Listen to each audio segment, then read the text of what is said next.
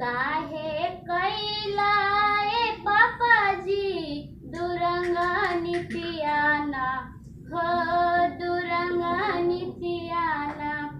बेटा के पढ़ावे खातिर भेजलू स्कूलिया बेटी के बेरियाना हो बेटी के बेरियाना। काहे घसिया गढ़ावेला बेटी के बेरियाना हो बेटी के बेरिया।